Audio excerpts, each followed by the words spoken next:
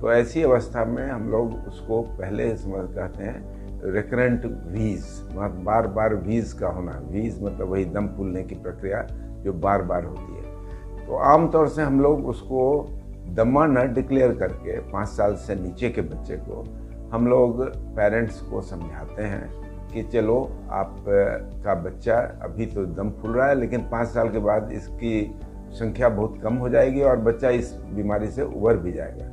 लेकिन इस बीच में आपको बराबर ये दवा जो है ब्रोंकोडायलेटर, कभी कभी अगर चेस्ट इन्फेक्शन साथ में हो, बुखार के साथ हो, तो एंटीबायोटिक का भी प्रयोग किया जा सकता है।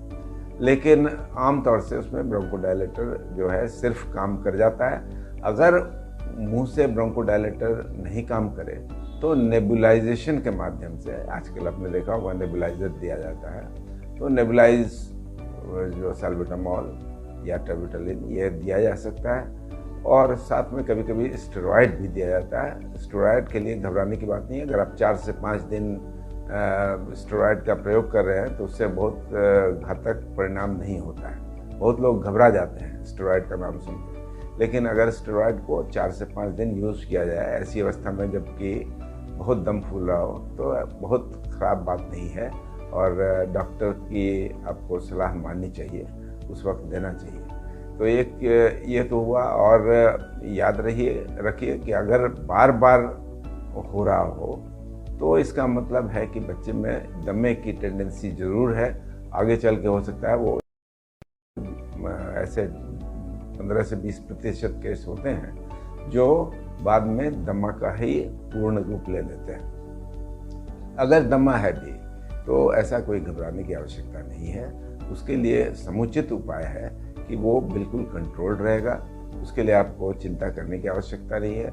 उसको एक आजकल जो है हम लोग इनहेलर्स जो है उसके विभिन्न प्रकार हैं। जैसे हम लोग एक ड्राई पाउडर इनहेलेशन कहते हैं हम लोग, मतलब एक रोटाहेलर या ल्यूपीहेलर नाम का औजार होता है जिसमें कैप्सूल को रख के नीचे उसकी पेंजी घुमानी होती है और उसके बाद बच्चा उसके सांस लेता है।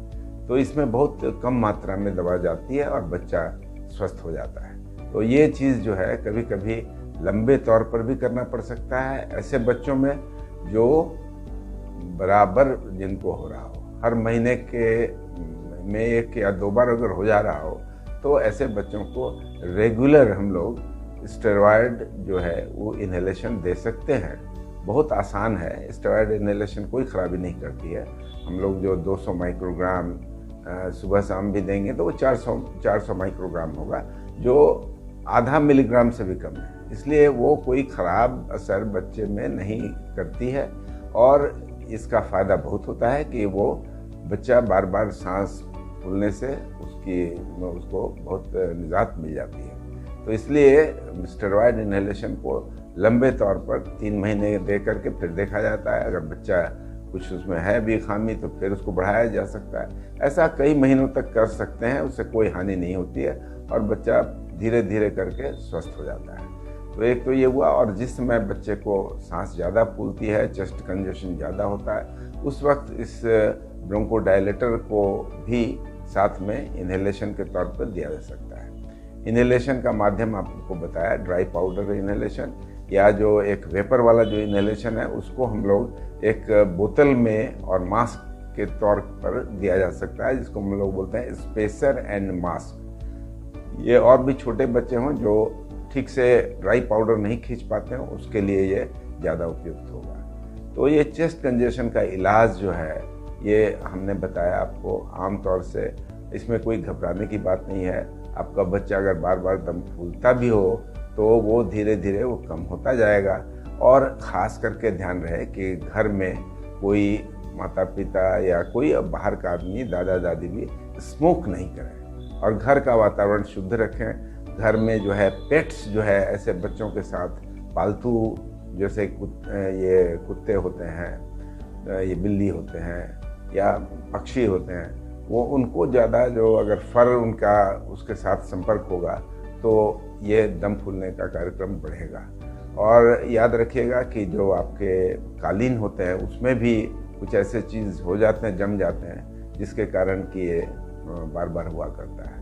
और ऐसे मौसम में जब शुष्क मौसम हो और हवा चलती हो तो उसमें भी कुछ पॉलेंस होते हैं, उसके कारण भी दम फूलने की संभावना बढ़ जाती है। तो इन चीज़ों से ज़रूर बच्चों को बचाएं जिससे कि वो चेस्ट कंजेशन का शिकार ना हो।